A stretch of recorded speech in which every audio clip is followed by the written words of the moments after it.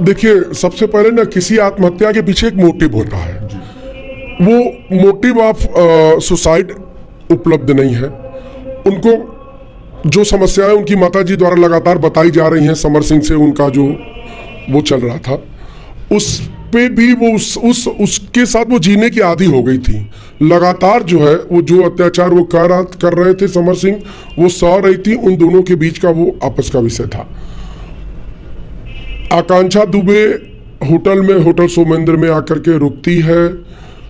किन्हीं परिस्थितियों में उसकी हत्या हो जाती है। उसकी मां प्रार्थना पत्र लेके थाने पर जाती है। थानेदार महोदय के द्वारा उसके प्रार्थना पत्र पे एफआईआर न लिख करके एक अन्य प्रार्थना पत्र पे एफआईआर लिख करके अभियुक्तों को बचाने का प्रयास किया जाता है। वो आकांक्षा दुबे की मां लगातार चिल्ला रही है कि मेरा बयान तक नहीं लिया गया है। आज तक टिल दिस डेट आकांक्षा दुबे की मां का बयान ऑफिशियली नहीं लिया गया है और विवेचक ने विवेचना पूरी कर दी। 306, 506 में उसके लिए एनबीडब्ल्यू की मांग की न्यायालय से। न्यायालय ने एनबीडब्ल्यू दिया। पुलिस ने 306, 506 में विवेचना अपनी पूरी कर ली। बनारस के कमिश्नर साहब को नीचे के पुलिस अधिकारियों द्वारा सूचना दी गई कि इस मामले में 306 और 506 का अपराध पाया गया है। उनके द्वारा भी प्रेस नोट जारी कर दिया गया।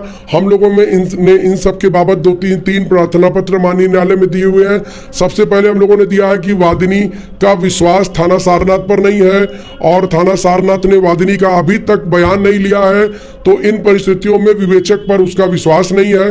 दूसरा प्रार्थना पत्र हम लोगों ने दिया है कि बनारस के कमिश्नर साहब ने किन परिस्थितियों में किन साक्ष्यों के आधार पर इसमें 306 डिक्लेयर किया है, क्योंकि विस्तारा रिपोर्ट अभी आई नहीं है, फॉरेंसिक रिपोर्ट आई नहीं, लैब टेस्ट रिपोर्ट आई नहीं, वो उसके जो प्लेट में ब्राउन कलर का फ्लूइड पाया गया था उसकी रिपोर्ट आई नहीं है।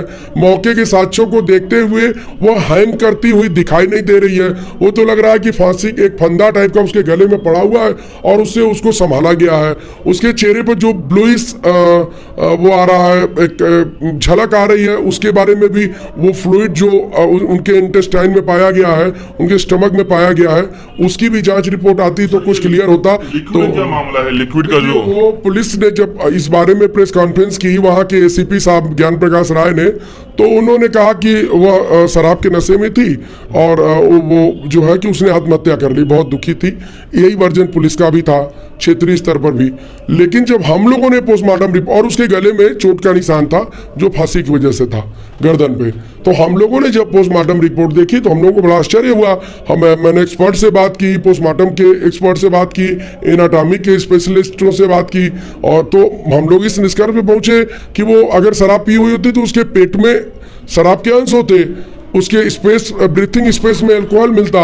अगर वो किसी पार्टी में गई होती तो उसके पेट में कुछ खाने को मिलता, उसके पेट में कोई खाने का अंश नहीं था, उसके ब्रीथिंग स्पेस में अल्कोहल नहीं था, स्टमक में अल्कोहल नहीं था, और उसकी कलाई पर भी चोट के निशान थे। उसके स्टमक में जो ब्राउन कलर का अनआइडेंटिफाइड लिक्विड पाया गया 30 ml या 20 ml, वो भी डिक्लेयर्ड नहीं है कि वो क्या है, जबकि वो हजार्डियस एलिमेंट है, यह एक्सपर्ट्स बता रहे हैं, क्योंकि उसने स्टमक को पूरा चोक करके रख दिया था। और उसका जो परिस्थितिगत साक्ष्य है, जो प्रथम दृष्टिया साक्ष्य है, उससे यह हत्या प्रतीत होता है। तो हम लोगों ने कई बार यह मांग की, माननीय मुख्यमंत्री को ज्ञापन दिया। आकांक्षा दुबे की मां मधु दुबे लगातार यह मांग कर रही हैं कि इस मामले में थाने पर हमारा विश्वास नहीं है, इस मामले को जो है कि सीबीआई जांच करे।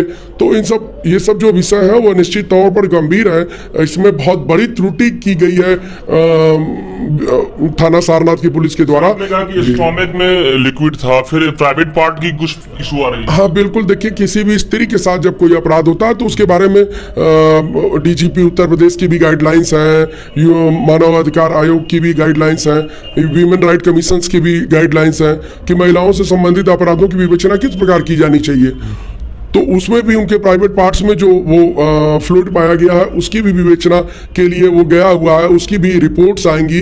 तो जब रिपोर्ट्स आएंगी तो उसके बाद कोई भी अपराध उसके बाद डिक्लेयर किया जाना चाहिए था। यही हम लोगों का कहना है कि चूंकि पुलिस ने पहले 306, 506 डिक्लेयर कर दिया है, इसलिए कौन से लोग इसमें इन्वॉल्व है, उनका कितना रोल है, यह अभी तक डिक्लेयर नहीं हो पाया है। और अगर इसी तरह से वो चलते रहेंगे तो वो डिक्लेयर हो भी